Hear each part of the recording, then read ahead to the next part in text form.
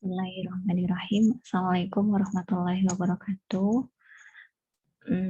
Untuk pertemuan 2 di metode penelitian, ada paradigma penelitian, yang dimana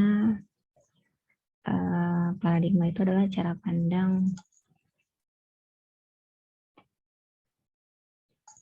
pandang seseorang dalam mempengaruhi pola berpikir, bersikap, ataupun bertingkah laku.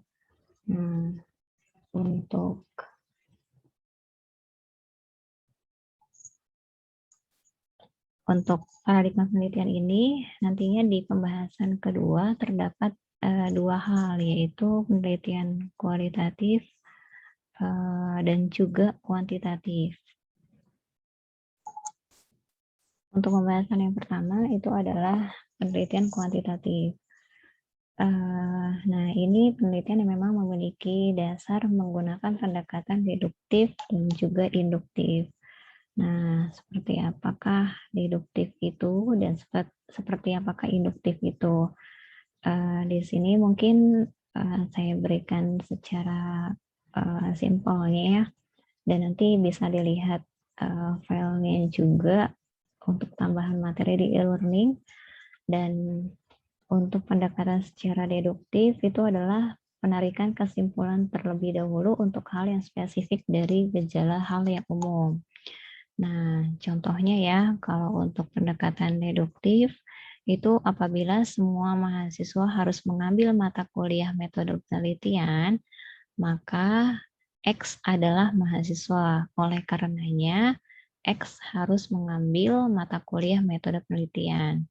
Dan tentunya di awal dikatakan menarik kesimpulan terlebih dahulu untuk deduktif.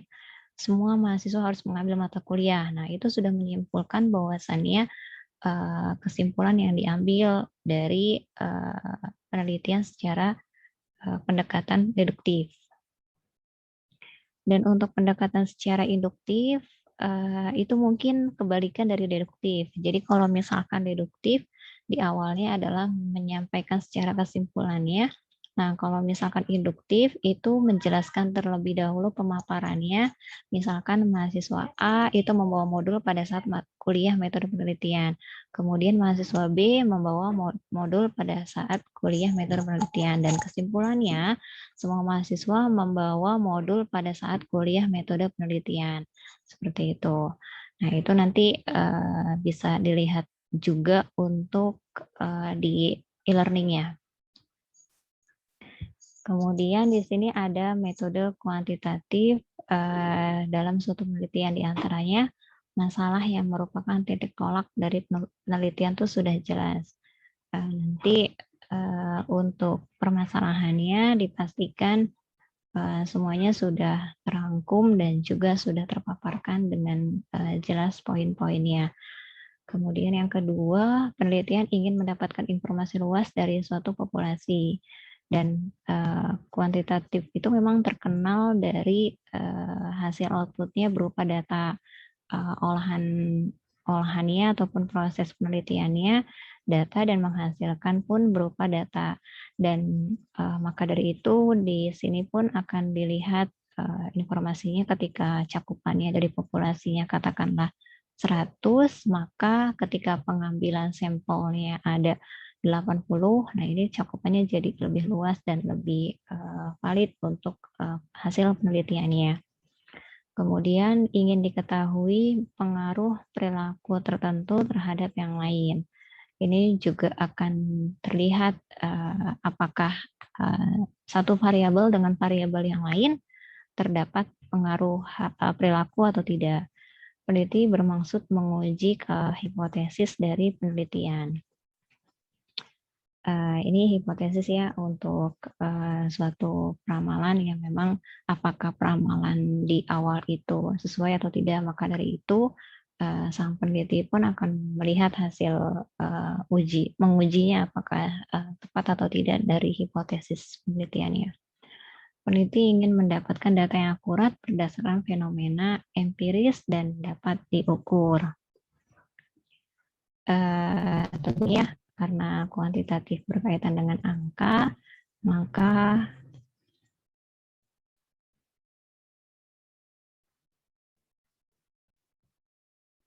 maka hasilnya pun akan akurat. Kemudian empiris, yang dimana berdasarkan hasil dari pengamatan ataupun observasi. Dan dapat diukur, karena kan memang ia berupa angka. Ingin menguji adanya keraguan validitas pengetahuan, teori, dan juga produk tertentu. Nah, uji validitasnya dari segi pengetahuan penelitian tersebut, kemudian teorinya seperti apa, dan produk yang akan dilakukan penelitian itu seperti apa. Ya, di sini ada penggunaan logika untuk merumuskan secara hipotesis.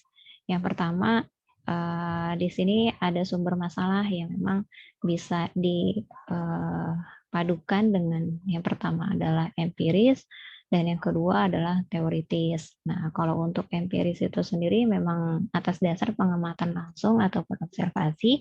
Nah, untuk teoritis mungkin bisa diamatinya berdasarkan literatur yang sudah ada dari penelitian yang sebelumnya.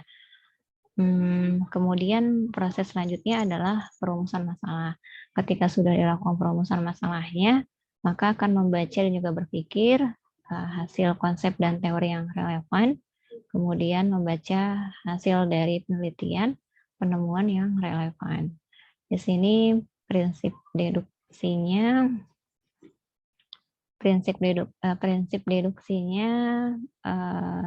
kemudian sama prinsip dari reduksinya. Nah, untuk deduksinya, dan juga reduksi ya, ini perlu dilakukan pengajuan secara hipotesisnya untuk diketahui ramalan pengujian yang sementara, peramalan sementara. Kemudian yang menyatakan itu adalah adanya paradigma hubungan antar variabel, diantaranya memilih metode strategi pendekatan secara penelitian, kemudian operasionalnya menyusun instrumen dari penelitian. Dan kalau sudah terkumpul semuanya, maka ini perlu adanya pengumpulan dan juga penganalisaan. Maka hasilnya terdapat penemuan dan tercantum dalam kesimpulan dan balik ke rumusan masalah. Jadi kesimpulan itu yang pernah saya jelaskan waktu pertemuan pertama, bahwasannya ini adalah adanya solusi yang memang meliputi dari garis putus-putusnya si rumusan masalah ataupun latar belakang masalah di bab pertama, sehingga tersimpulkan, terbaca gitu kan garis lurusnya ketika ada latar belakang masalahnya dan rumusan masalahnya, maka terdapat berbagai solusi yang memang tercantum di dalam kesimpulan. Di sini ada merumuskan hipotesis penelitian kuantitatif, yang dimana merumuskan hipotesis penelitian dan peneliti pun harus menemukan sumber masalah. Artinya bukan ini ya mengamati dari suatu permasalahan, karena kan penelitian itu pada dasarnya adalah kita mengamati dari ruang lingkup, entah itu di tempat kerja ataupun di kalangan masyarakat, kemudian di negara ataupun di ruang lingkup yang lain, yang memang cakupannya bisa adanya ide ataupun inspirasi yang bisa diangkat untuk penelitian, baik secara empiris ataupun teoritis ya, baik secara pengamatan langsung ataupun secara literatur. Kemudian rumusan masalah itu menjadi dua, konsep dan teori yang relevan dengan cara membaca dan berpikir. Ini dengan membaca hasil penelitian dan pengujian hipotesis itu ada dua, prinsip deduktif dan kedua dengan prinsip reduksi. Pengajuan hipotesis ini akan menghasilkan paradigma hubungan antar variabel yang tadi saya jelaskan sesuai dengan penggunaan logika untuk merumuskan hipotesis.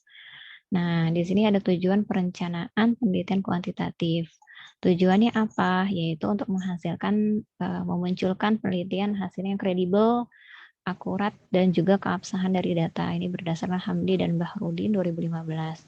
Untuk itu, memang rancangan penelitian yang baik itu akan menghasilkan jawaban yang kredibel dari suatu pertanyaan. Jika terdapat kesalahan yang disengaja, akan mengurangi kredibilitas hasil yang didapat. Di sini ada proses penelitian secara kuantitatif. Yang pertama, prosesnya rumusan masalah.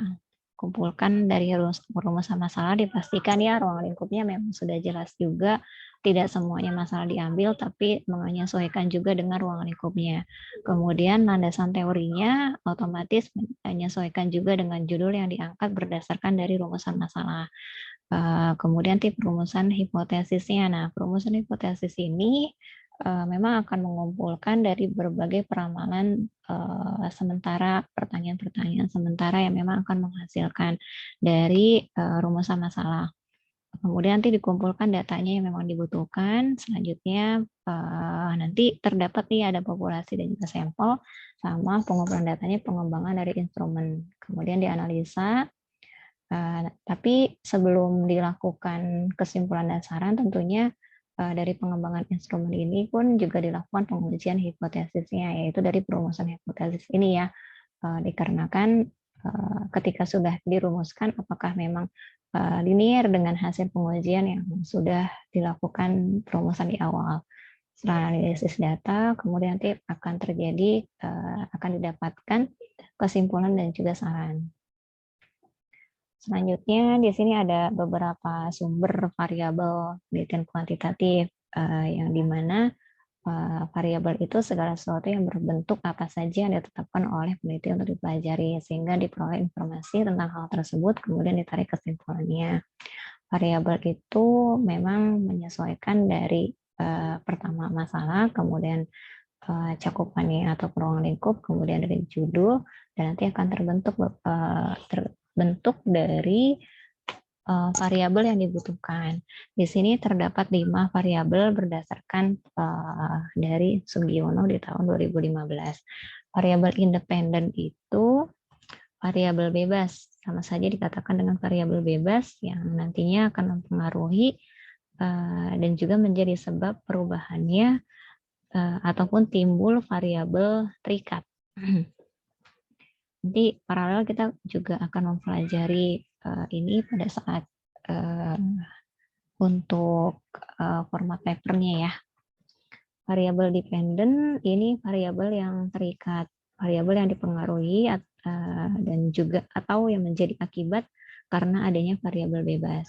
Variabel moderator, variabel yang memperkuat, tapi saling mempengaruhi dan memperlemah hubungan antara variabel bebas dan variabel terikat. Ini perpaduan antara dua hal.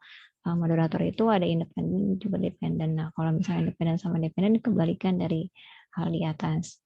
Kemudian variabel interventing yaitu variabel yang secara teoritisnya itu mempengaruhi antara variabel independen dan juga variabel dependen dan hubungannya menjadi dan hubungan ini menjadi tidak langsung dan tidak dapat dimatikan dan juga tidak dapat diukur gitu. Nah, kalau untuk variabel kontrol, ini variabel yang dikendalikan dan juga ataupun konstan ya, sehingga pengaruh variabel independen terhadap dependen tidak dipengaruhi oleh faktor lain, faktor luar yang tidak dapat diteliti gitu. Jadi kalau untuk mudahnya, independen itu adalah variabel yang memang bisa dikatakan timbulnya karena keterikatan, yaitu dependen. Nah, kalau untuk dependen ini, variabel yang timbul karena adanya variabel bebas ataupun independen. Nah, variabel moderator ini variabel yang memang saling memperkuat gitu antara variabel independen dan juga dependen. Nah, untuk interven, ini variabel yang teoritis dan juga menghubungkan antara variabel independen dengan variabel dependen, namun hubungannya tidak langsung gitu. Nah, kalau variabel kontrol ini variabel yang dikendalikan gitu dengan pengaruh variabel independen terhadap dependen dan tentunya tidak dipengaruhi oleh faktor luar seperti itu. Penerapan variabel. Nah, di sini ada penerapan variabel dan suatu penelitian tergantung dari desain penelitian yang dibuat oleh peneliti. Variabel penelitian eksperimen ya dengan menggunakan variabel kriterium berdasarkan kriteria dan variabel pelaku. Di sini juga ada penelitian dengan berdasarkan desain survei entah dengan menggunakan jalur PET ataupun PET analisis, kemudian jenis variabel digunakan variabel dengan cara mempengaruhi dan dipengaruhi. Nah, ini yang terakhir korelasi, berdasarkan korelasi. Kemudian ada karakteristik metode kuantitatif. Yang pertama desain penelitian kuantitatif.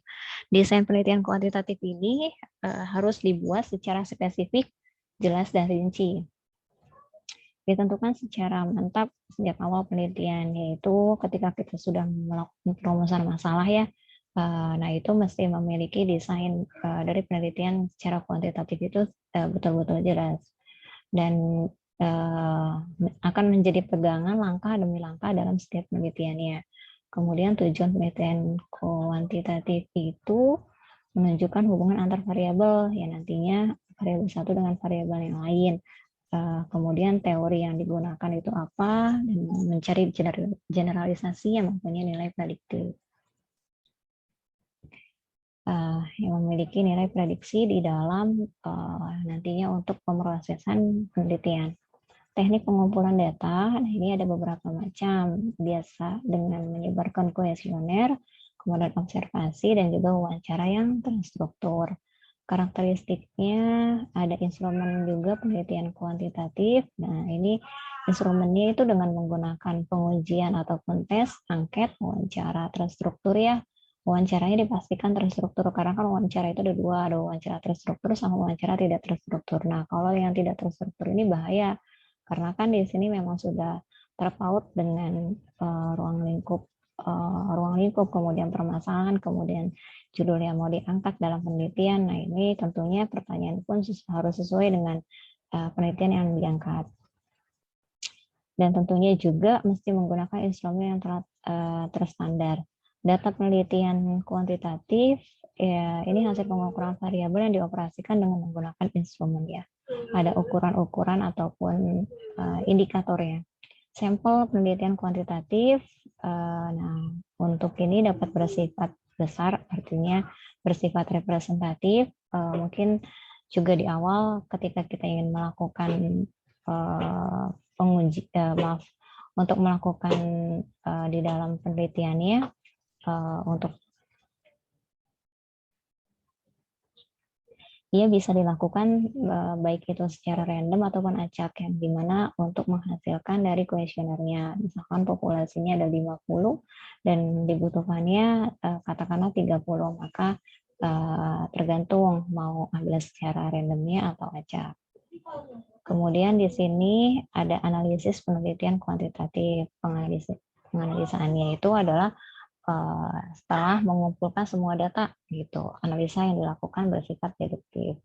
Nah, tadi ya, deduktif itu adalah ia sudah mengambil secara kesimpulannya gitu, kesimpulannya terlebih dahulu baru penjabarannya. Makanya biasanya kan dimintanya adalah pengumpulan semua data ya, maka dari itu adalah deduktif. Nanti menggunakan statistik untuk melakukan pengujian hipotesis. Bisa menggunakan statistik, mungkin SPSS, ataupun nanti ketika sudah belajar mata kuliah data mining, bisa juga dengan menggunakan metode data mining untuk penganalisan datanya ataupun pengujian hipotesisnya. Hubungan dengan responden dibuat secara berjarak, bahkan sering tanpa kontak supaya lebih objektif. Dalam hal penelitian, kedudukan penelitian lebih tinggi daripada responden. Jangka pendek penelitian dan hipotesis dapat dibuktikan. Ini respondennya ya. Misalkan kita ingin melakukan penelitian seberapa mengukur tingkat pemahaman mahasiswa dalam mata kuliah metode penelitian. Nah, artinya ketika saya mau menyebarkan kuesioner, saya pun harus mencari mahasiswa yang sedang belajar mata kuliah metode penelitian. Usulan desainnya juga luas dan rinci ya, literatur yang berhubungan dengan masalah penelitian menjadi pegangan, langkah-langkah prosedurnya juga spesifik dan rinci, kemudian dirumuskan secara spesifik, semuanya harus spesifik, jelas, rinci, itu poinnya. Usulan desainnya pun itu secara rinci dan jelas, jadi sehingga pada saat nanti sebelum terjun ke lapangan semuanya sudah ready. Penelitian dianggap selesai manakala semua kegiatan direncanakan dapat diselesaikan dengan baik. Hasil penelitiannya pun dapat terjadi pengujian validasi dan juga reliable instrumennya. Sudah untuk penelitian secara kuantitatif, kemudian lanjut ke masuk penelitian kualitatif. Penelitian kualitatif itu bersifat deskriptif, yang dimana sifatnya adalah pemaparan. Kebalikan dari penelitian kuantitatif. Nah, kalau kuantitatif itu kan dia berupa angka.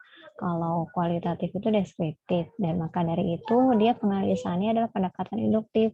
Yang dimana pendekatan induktif itu dia dijabarkan terlebih dahulu A, B, C, dan seterusnya. Maka terjadilah kesimpulan. Ciri penelitian kualitatif, laporan penelitian tersusun dalam bentuk narasi yang bersifat kreatif dan mendalam berdasarkan nilai otentik yang memang sudah dilakukan penelitian ataupun berdasarkan dari literatur. Nah, di sini ada berdasarkan Fitra dan Lutfia di tahun 2018. Penelitian kualitatif itu suatu prosedur penelitian berupa kata-kata tertulis atau penulisan. Sudah bisa ditarik kesimpulan ya, deskriptif, kemudian narasi, kemudian ada tertulis. Nah, semuanya itu berdasarkan ya kayak bagaikan sejarah lah. Bukan berupa angka gitu kan ya, tapi berupa pemaparan yang lebih lugas. Kemudian di sini metode kualitatif apabila penelitian tersebut masalah penelitian yang dianggap ataupun yang diangkat belum jelas.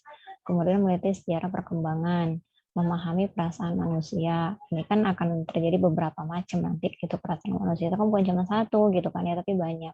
Untuk memahami makna di balik data yang tampak di permukaan, untuk memahami interaksi sosial. Nah, ini sifatnya memang butuh narasi, butuh deskripsi. Apalagi kalau di bidang sosial, penelitian kualitatif tidak diperoleh melalui prosedur statistika, akan tetapi menggunakan pendekatan pengumpulan data, analisis, kemudian diinterpretasikan ataupun dijabarkan. Macam-macam analisis data kualitatif itu ada analisis domain, yang dimana gambaran umum secara menyeluruh tentang objek penelitian, situasi sosial, dan nanti ditemukan nih domain atau kategori dengan pernyataan grand and miniature.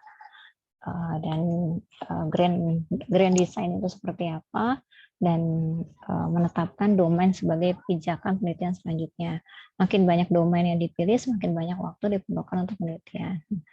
Domain itu bisa dikatakan sebagai ruang lingkupnya yang mau dibahas. Ketika semakin banyak, maka bisa juga semakin perlu banyak waktu untuk melakukan ini. Maka dari itu memang harus jelas juga di awal ketika rumusan masalah dengan ruang lingkupnya apa, maka di analisis domainnya juga menyesuaikan dari hal tersebut.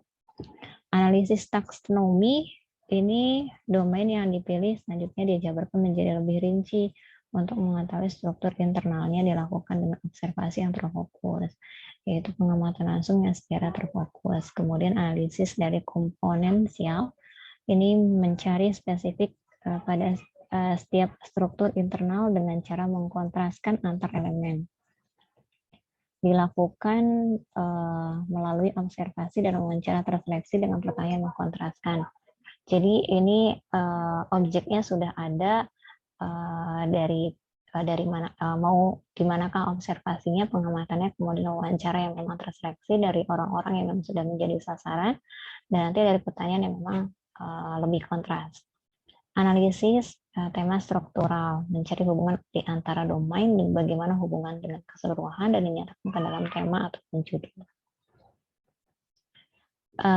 Di sini ada karakteristik metode kualitatif ya, secara kualitatif. Yang pertama, desain penelitian kualitatif. Nah, di sini ada desain penelitian kualitatif itu dibuat secara umum, bersifat fleksibel, dan akan bisa berkembang, muncul dalam proses penelitian. Seperti halnya di sini untuk kita mengetahui secara umumnya, nanti kalau misalkan kita sudah terjabarkan sebelumnya di atas penjabaran penelitian A, penelitian B, kemudian baru disimpulkan. Tujuan penelitian kualitatif ini menemukan pola hubungan yang sifatnya interaktif, kemudian adanya teori menggambarkan realitas kompleks dan memperoleh pemahaman secara makna. Untuk teknik pengolahan datanya, ini ada participant observation, kemudian interview, dokumentasi ya. Dan untuk penelitian kualitatif, ini bisa instrumennya itu berdasarkan buku catatan, tape recorder, kamera, handycam, dan lain-lain. Data penelitian kualitatif itu dokumennya bisa dokumen pribadi, catatan lapangan ucapan, dan tindakan responden. Catatan lapangan ucapan yang artinya di saat observasi itu kan akan menemukan beberapa catatan. Nah, banyak juga yang menyampaikan dari beberapa objek yang ada di sana. Otomatis bisa dijadikan sebagai catatan lapangan ucapan dan tindakan dari responden, dokumen, dan lain-lain. Nah, kualitatif memang ini sampelnya bersifat kecil, tidak representatif. Kalau tadi kan kuantitatif representatif ya. Kemudian progresif, snowball. Snowball itu bagaikan menginfokan dari satu orang ke orang yang lain. Kemudian berkembanglah selama proses dari penelitian itu. Analisis dari penelitian kualitatif, nah ini dilaksanakan secara terus-menerus sejak awal hingga sampai akhir penelitian. Nah, ini bersifat induktif. Analisanya juga mencari pola, model tema, teori yang pas.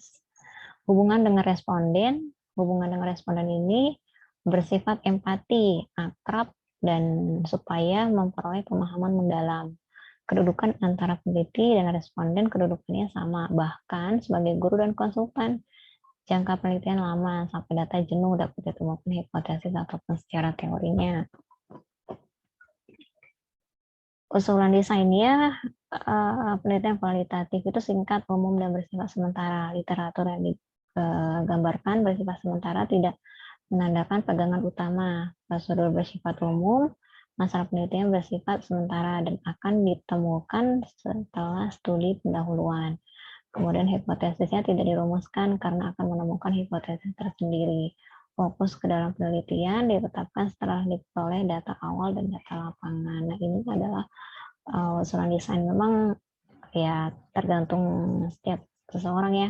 Ada yang menyukai secara data dan ada yang menyukai secara narasi. Cuma kalau saya pribadi lebih menyukai secara data karena lebih bisa tergambarkan dan bisa lebih terukur dan lebih bisa mudah untuk dilakukan pengujian serta proses untuk penghitungannya.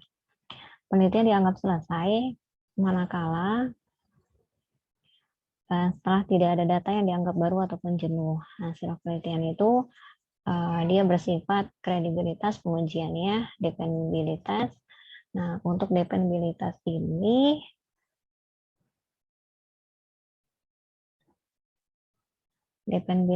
ya proses dan juga hasil penelitian. Dependabilitas itu indeks yang memang menunjukkan sejauh mana alat pengukuran dapat dipercaya dan bahkan dapat diandalkan, sehingga bisa mengukur sejauh mana hasil pengukuran tetap konsisten bila dilakukan ulang pada gejala yang sama dengan alat ukur yang sama. Untuk mencapainya dapat dilakukan dengan pengecekan cek dan recheck. Demikian untuk pertemuan kedua ini, dan semoga mudah difahami, bermanfaat, dan berkah ilmunya. Wassalamualaikum warahmatullahi wabarakatuh.